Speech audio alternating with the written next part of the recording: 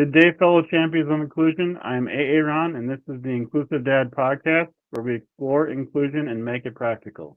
Thank you for taking time out of your busy schedule to join me in exploring ways we can create a more inclusive world together. You are important, you matter, and you can make a difference. Today is a little bit different. I have two guests. I have Blake Baumann and Pickens Calhoun. Welcome to the show. Hey, thank you for having us. And I guess if you're AA Ron, I got to be Bilake, right? There you go. I don't know how you pronounce Pickens like that. P-I. I know, yeah. P. Ickens, I think. I don't know. Yeah, that's awesome. So why don't you just start us off by telling us a little bit about yourself? I mean, you guys each want to do a little brief introduction? Sure, absolutely. So, as you mentioned, I'm Blake Baumann, and I am the founder of ASPIE-R Autism Coaching and now the Autism Independence Academy. And essentially, I was a person that got diagnosed later in life. And so I got diagnosed in my upper 30s. And it's when my son actually got diagnosed is when I found out that I was also on the spectrum. And so really focused on trying to help him. And in that process, organically became a coach and started these coaching businesses. And then I brought Pickens on because he has his own neurodivergent story. And so I'll just turn it over to Pickens. Yeah, absolutely. So my story is a little same but different. Basically, obviously I'm a little bit younger. So coming out of college, I was working in tax consulting, and that's actually how I ended up meeting Blake.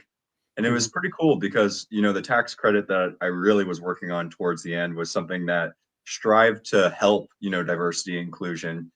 Basically it's a tax credit that's designed for people like, veterans, people on disability, long-term unemployed people, stuff like that. But, eventually I kind of hit this point where I felt like I needed a little bit of a change, and I absolutely love what Blake does. I have a family that's just full of neurodivergence, and so it's something I'm passionate about. And I essentially kind of, begged Blake for a job initially, and eventually I was able to convince him to bring me on. And I'm so thankful that he did. That's awesome. Yeah, so I have a bachelor's in accounting, and my first job after college was I worked for a company called Fastenal, and I was in charge of all their sales tax operations, which they don't teach you about in college at all. So I was Yeah. figuring all that stuff out. So I had that connection to taxes. Sales tax is way more complicated than just this percentage on an item. There's lots of rules to it. Absolutely. We can make this whole podcast about accounting. There you go. Yeah. Then my daughter was born, and I quickly realized, working 100 hours a week and all that stuff that we're kind of taught. I mean, I was taught, I'm 48, so maybe my generation were taught, work, work, work, and that's the most important thing. I'm like, nope, that's not.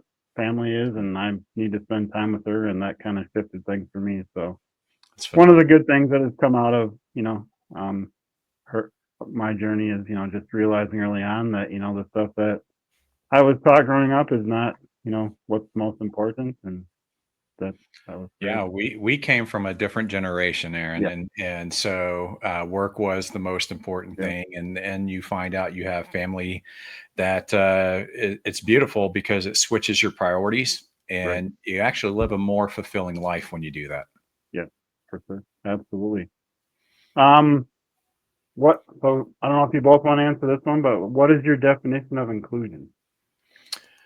I'll go first. I think inclusion really is all about making sure people feel like they belong. And I almost take it a step further, and it's really an acceptance of everybody. And for me, it's a journey that when I would go into, I was in the corporate world for quite a bit of time, and I really struggled at certain things because I was super literal. And to the point, I'll just kind of deviate for one quick second, is when I was younger, my mom would say, "Hey, Blake, go put the clothes from the washer into the dryer." I'd do that. And then, about an hour later, you'd hear your full last name. And when your full name, and when you hear your full name, you did something wrong. So I'd come running, and she said, "Blake, the clothes are still wet. You never started the dryer." And I said, "But you didn't tell me to start the dryer." And, I can laugh about it today, but at that time I was really dead serious.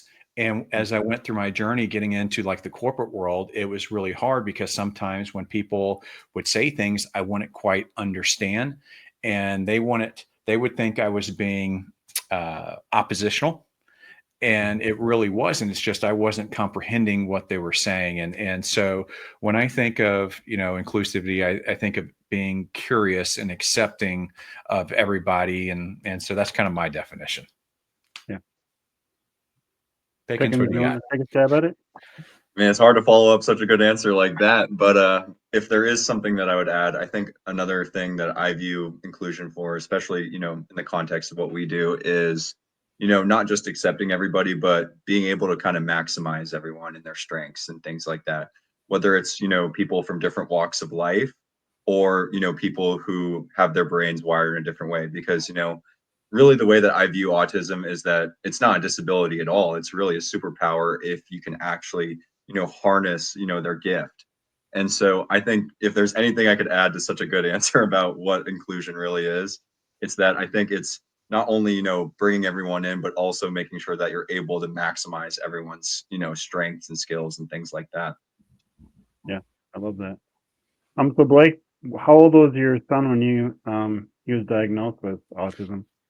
Yeah, so he was 15, and I'll just say it this way, Aaron, is my wife was a gifted education teacher, and we're a blended family, so we have a his and hers collection. They're all mine, but essentially, she kept on telling me, "Hey, I think our eldest is on the spectrum. He has the traits," and I say, "There's no way. He's like my mini me. There's no way." Mhm. And so I took him in, and he got diagnosed with Asperger's and then also a learning disability for math.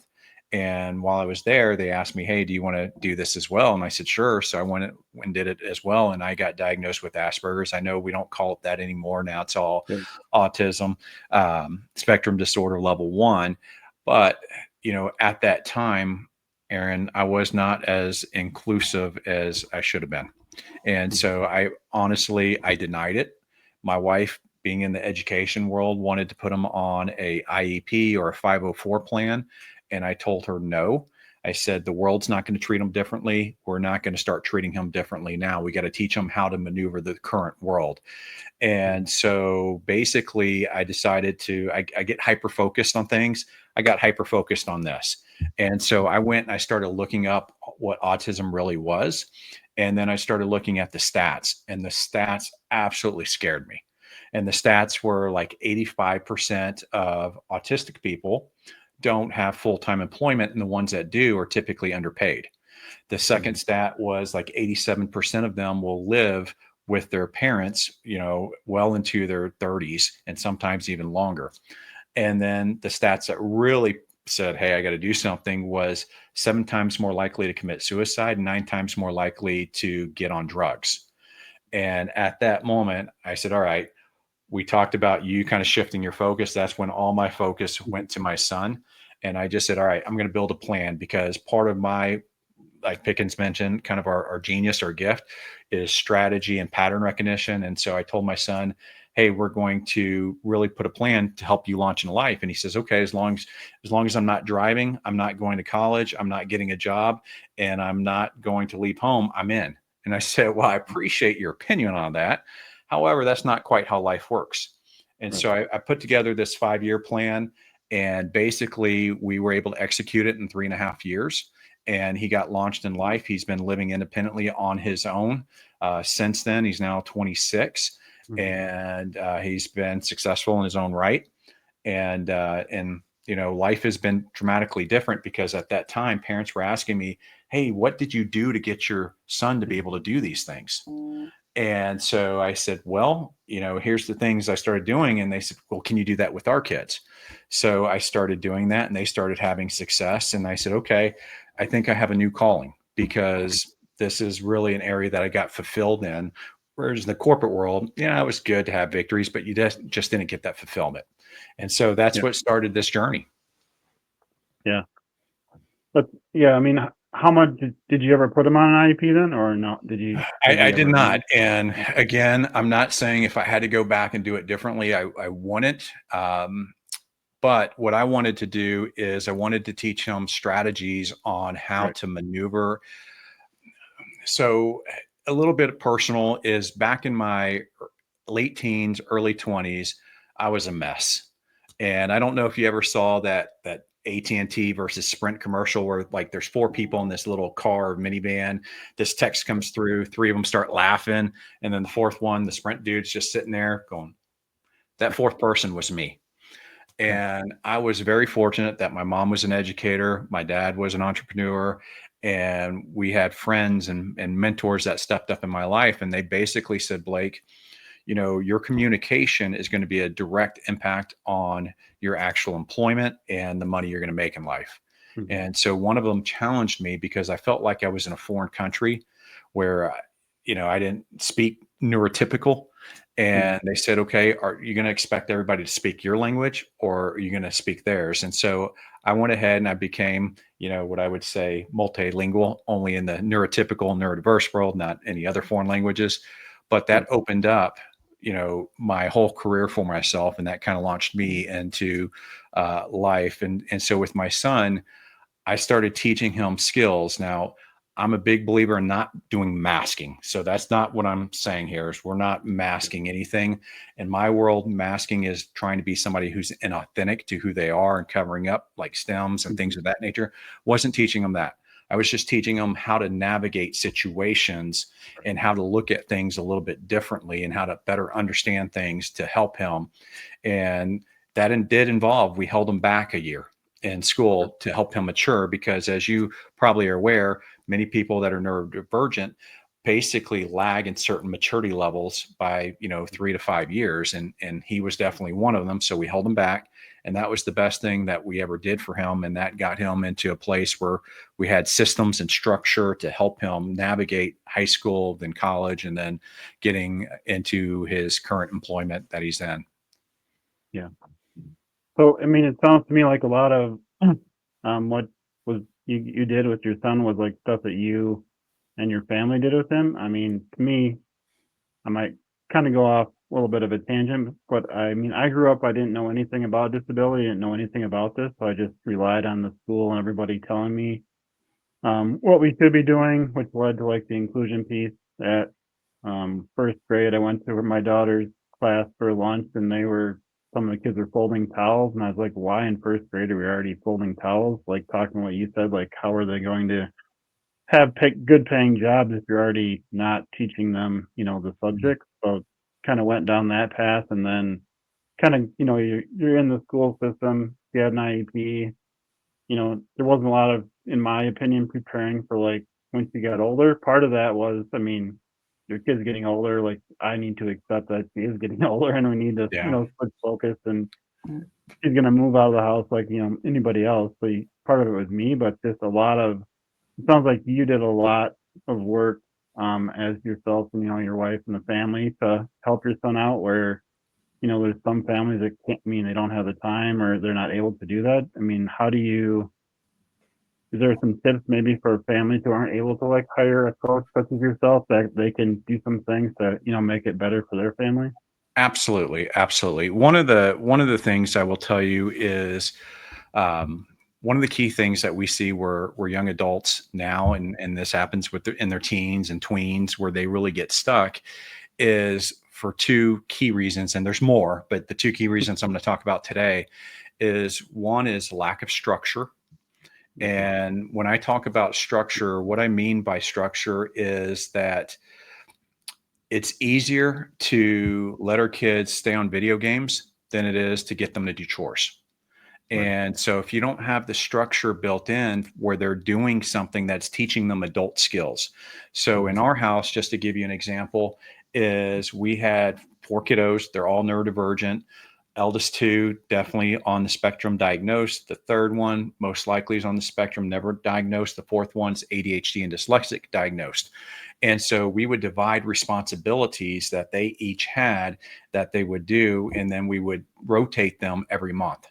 And, you know, and we held them accountable to those structures of whatever they decided to pursue as far as their chores. And from there, we kept on pushing them. I talk about just like 1% actions. And if you think of this, Aaron, is if you can improve yourself by just 1% a day for 365 days straight, most people think that's 365% and they would take it. And although that's a good improvement, what happens is you're improving on the improvement from the day before, which is an improvement on the day before that. And so it really is a 3,778% improvement. It's massive. But the key is you have to be consistent. And so I always tell parents consistency beats intensity every time, because most parents, they want to get really intense and they do it for one time and then they just kind of take a step back and they relax. Well, then the kid's going to go back into the same habit patterns that they were in. And so we don't want to make massive changes. We want to make tiny changes. So for example, I had a son that the ADHDer that would forget to lock the door. And so his responsibility was locking the door. And we would actually practice this, where he would lock the door like 100 times until it nailed. Now he's a U.S. Marine. He comes home every 6 months. First thing he does when he walks in, he locks the door. It makes me chuckle. But it's because we had to teach him, if you leave the door open, somebody can come on in. That's unexpected, right? And the safety elements of it. And we did this with all of our children in life skills. So if they wanted something, like obviously kids like cell phones, and so we're a big believer, we're not going to get you a cell phone. You got to buy it yourself. Now we'll give you an opportunity to work for it. So a lot of those chores had dollars attached to it so that they could buy big purchases, but they also had to do a presentation in front of us to present to us why they needed a cell phone. Wow. And we wanted to get them accustomed to talking and presenting their ideas, because in the world of corporations and businesses, you got to be able to communicate, right? And so, we did it at whatever level they were at. We didn't expect them to come in with a pro forma and do all this financial, presentation, but it just had to be where they were at. But it pushed them. And we started this when they were 5. Wow. And so for me, that structure is one of the big things that I see that is missing from many houses. And that's one area. The second area is confidence. Many of neurodivergent kids, because of how they were treated at school, how they were treated by other family members, how they were just treated in general, they lack confidence. So if they lack confidence, the first thing they're going to go do is plug in online to escape everything. And then many times they're really good at video games. So they get on these video games and now they're confident in the video games. And then another aspect of this is that many times if they're neurodivergent, they may have some ADHD parts and elements to it, and video game stimulates all that. And then you also have where they can be a different person online. They can pretend they're somebody else, right? And so that's why many of these kids, they get addicted to video games, because that's where they're getting fulfilled. And so usually if you can start teaching them confidence, and the way to do that is just little things. And so one of the first things when Pickens and we work with clients, one of our first coaching assignments is to get our clients to start writing down their victories. And so one of the things that I would do as a family, and I actually did this, is we had a victory jar, and it was a pretty big one. There were 6 of us, right? And so each kid got their own little Post-it note color. And at dinner time, we would eat together, no TV, no technology. They would write down 3 victories that they had for the day. They would crumple it up and then they would throw it in the jar. And what that does is that starts programming their mind to start focusing on victories, because mom and dad are going to ask, what are our victories today? And then it's going to, when they start programming their mind, they're going to start seeing more victories happening in their life. And then they also get to see those victories tangibly add up. And that's a cool thing. And then what we did tradition wise is we poured those victories out at the end of the year, New Year's Eve, and we would go through them and relive them again. And so those are things that don't really cost anybody anything, and that they can start now. But it's really confidence and structure are 2 of the keys. There's definitely more, but those are 2 of the keys that I would say parents can start doing today. Yeah. Pickens, do you have any things to add that you think that parents can do today?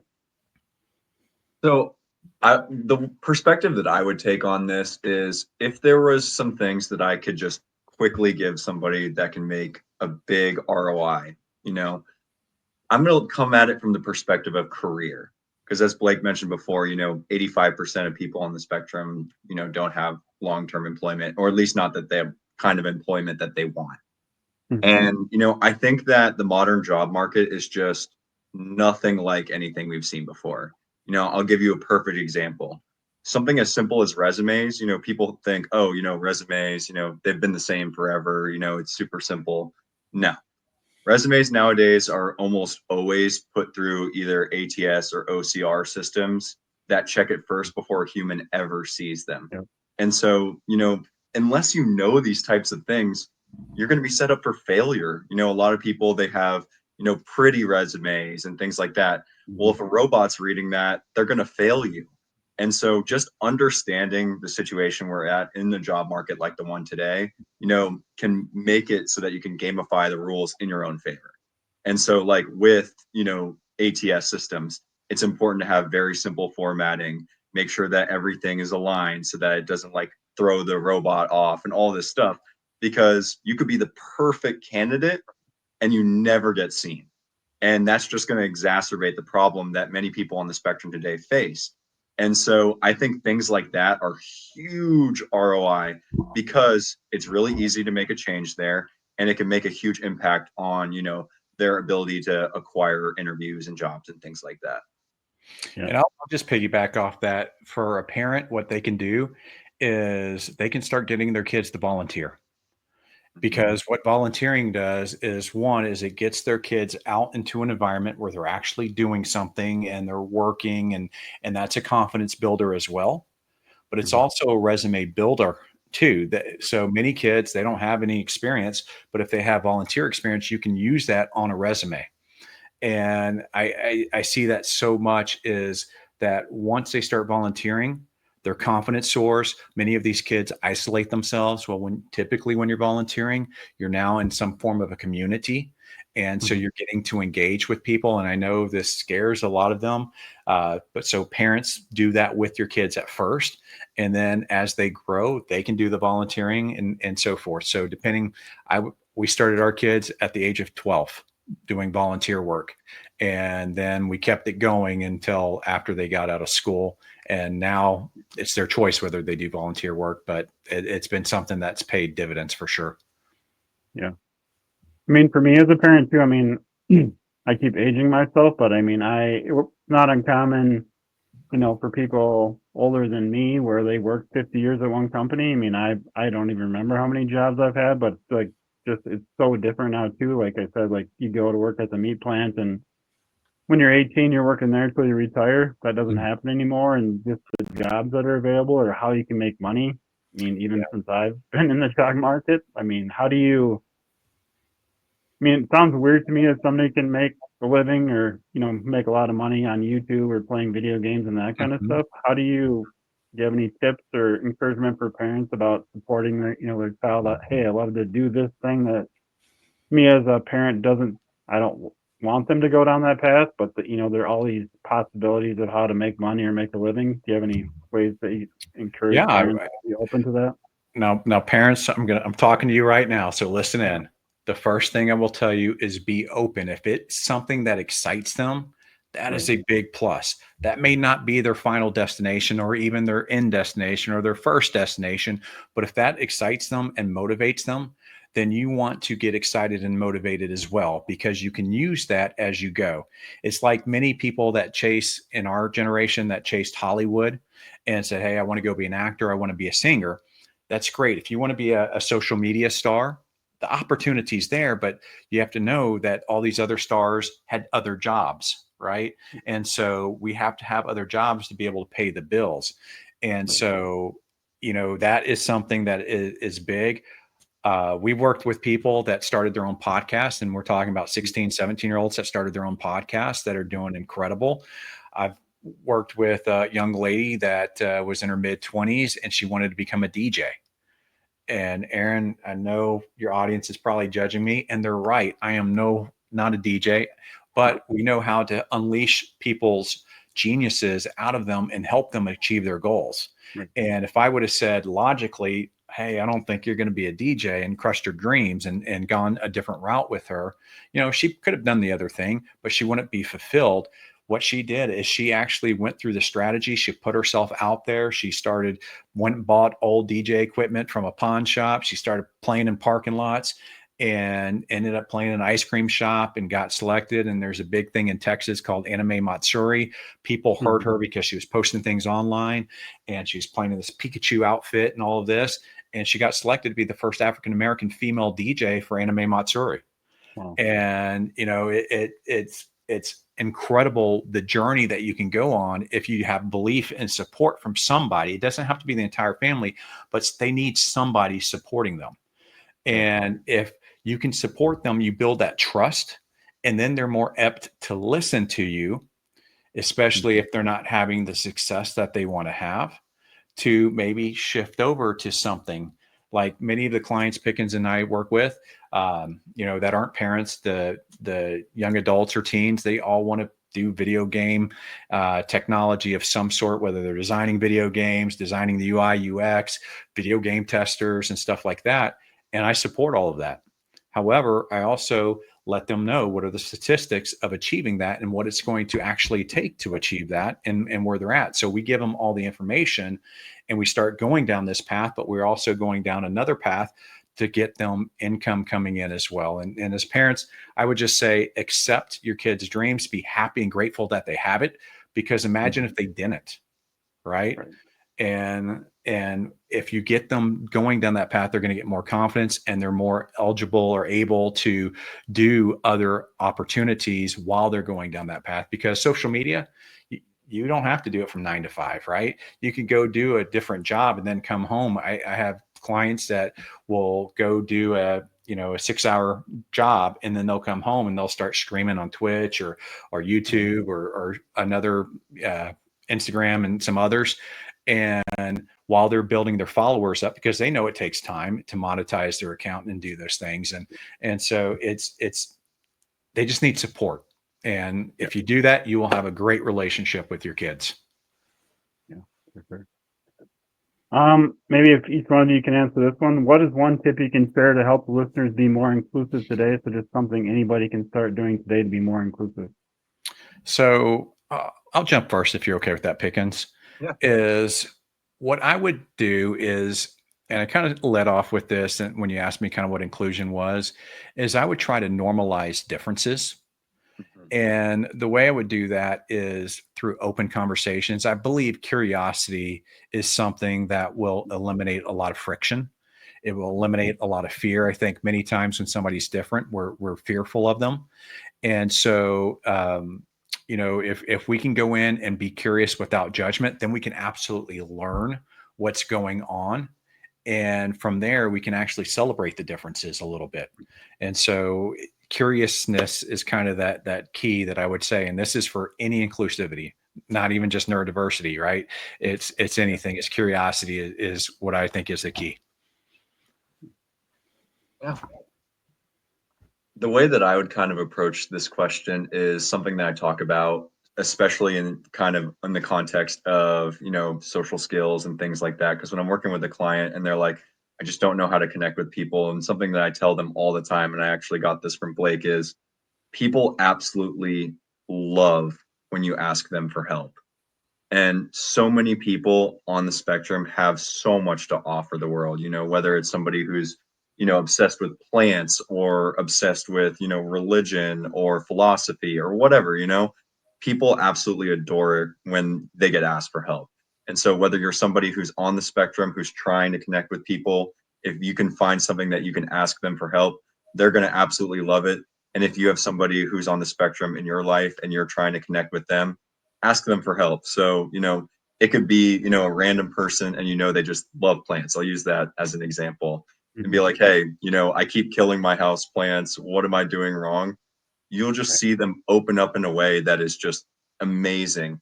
And so, that makes them feel more included, in the conversation sphere, in the connection sphere, all those things. Yeah, those are great tips. Thank you. We've talked about a lot of stuff. Is there anything either one of you guys want to share that we haven't discussed yet? I just think that for parents, I'll go from the parent route. I'll let Pickens go from a young adult route. But for parents, the one thing that I see constantly is they will come in and they'll say, "Hey, my kid's lazy. They're unmotivated." And you know what? I could see why they see it that way. But many times it's not that they are. It's because they're scared, they don't have a direction or clarity in a direction. And because of Mhm. that, it's safer for them to stay where they're at than to try to go down any path. And so for parents, I would just tell you to explore and be open to figuring out a little bit more about why your young adult is staying stuck, and not labeling it, because once you label it, you've made judgment, and once you made judgment, you kind of become the judge and juror, and you're not open to hearing anything else. So go in with curiosity, and again, I go back to that because it's a big thing. Right. Thank you. Yeah. And then from the young adult perspective, I think, an example we use kind of to piggyback off of what Blake is saying is like, you might say, oh, my son or daughter's lazy, but, they love video games. And when they're playing video games, they're not lazy. And so it's Mhm. really figuring out what makes them tick, what gets them excited about life. If you're somebody who just absolutely needs connection, then understanding that can build a path forward, one that hopefully avoids jobs where you talk to zero people or anything like that. And so I think, a big part of it is going to be, figuring out really what your biggest motivators are and things like that can be transformational for anybody to understand. Yeah. Absolutely. Love those. Yeah, the video game thing to me is funny because I mean I remember growing up when a new game came out, you'd buy a 12-pack of Mountain Dew, you'd buy the magazine that showed you how to get through the game, and you're up till the next morning, finishing the game. So that's a funny. I mean, Ab- I stayed up all night, couldn't function the next day playing video games. That's why it's funny when that one comes up. Yep. Now they're Uh, crazy advanced, that's for sure. yeah. Um, where can everybody connect with you guys? Sure. So we got two areas, and I'll go with one of the areas is the Autism Independence Academy, and that's at AIA-launch.com. So AIA-launch.com is one area. And then the other one is Aspire, and it's spelled funny, ASPIE R.com. So ASPIE-R.com. And those are the two key places to find us right now. Yeah, can you maybe talk a little bit about the academy piece, like what that entails Sure. or what that looks like? Yeah, absolutely. So what we did is Pickens and I designed an academy that's a virtual academy that goes after both parents and young adults and teens, because it takes both efforts to get a young person to become independent. And so with the young adults, what we're looking at teaching them confidence, executive functioning skills, social skills, career skills, and then life skills. And we do that typically over an 8-week period. And then with the parents, what we're really teaching them is how to build that plan. I mentioned early on that 5-year plan. Well, that's Yep. what I actually walk parents through, is my exact process of how to build that plan, and then take the hat off of a parent, or many times the rescuer hat, where we come in and do things for our kids Mhm. and rescue them from situations. Remove that hat and put the hat that's the guide, that's going to guide their young adult or their teen into that independence level. And we're really proud of what we've gotten built there, and the parents and the young adults that have already gone through the program. Matter of fact, Pickens is doing a social skills accelerator 4-week program right now, and he has just incredible. Pickens is phenomenal for the teens and young adults because, Mhm. of course, you can see him. He's closer to their age, but he knows how to connect. He's incredible background besides coaching certifications. He has a finance degree. He's a insurance and securities agent, so he's licensed, and he doesn't talk much about that, but and he's just incredible at social skills and building confidence. And so that is something that kids just kind of gravitate towards. But it's really the other part of both these groups is many parents feel alone. And so when you Mhm. pull them into kind of a group setting, they're not alone anymore, and they can create little pods that go off and stay together. Young adults do the exact same thing. And so it's really something we're very, very proud of. Is this stuff virtual or in person or both, or how does that So work? it's virtual currently. We are looking at an in-person element, but currently it is virtual. Awesome. So we have kids all across the U.S. We've had kids from Australia, Spain, England, Turkey before as well. And so we're not bound, which is great. And many of the kids, they feel more comfortable starting online than they do in person. And so that's the reason we started it this way. Awesome. Well, Pickens, you've done a lot in your life. You look like you're 15, so you've gotten a lot accomplished. Hopefully I'll still look like when I'm 15 when I'm a little bit older as well. Yeah. Well, awesome. You guys ready for the last question? Sure. Hit us. You like Spam lunch meat, yes or no? I do. Pickens does? Pickens does, Yeah. apparently. I went to Hawaii one time and I didn't realize how big Spam was there. You go into McDonald's and they don't have anything but eggs and Spam. And so I've eaten it before. I'm not a big fan of it. Gotcha. Yeah, the reason I asked that question, like I said, I live near Austin, Minnesota, where they make Spam and where the Spam Museum is Oh. located. So if you ever want to visit it, you got to come to Austin. So yeah, I've been asking everybody that question, and it's fun to get the reactions. It's either Yeah. quick No, yes, quick no, or like, that's usually the answer. Hey, I'll eat a masubi all day long. I love Spam. Yeah. I've never had it that way. You usually just fry it up and have it for breakfast or Yeah, something. I haven't been to Hawaii and haven't experienced it that way yet. Well, and Aaron, I just want to say this before you cut out. I just want to tell you how much we appreciate what you're doing for inclusivity and just getting the process started. You know, I see you as an advocate. Pickens and I, you know, we're for it. I don't see us as advocates, but I see us as people that empower people. And so, and I just want to tell you, I appreciate what you're doing so much. Awesome. Thank you so much. Thank you both for being on the show today. Excellent. Our pleasure. To those listening, thank you for allowing me to be part of your journey. It is truly an honor. Please join the podcast newsletter by clicking on the link in the episode description to keep up with the latest episodes. Together, we can make the world more inclusive. Until next time, stay empowered and be a champion for inclusion.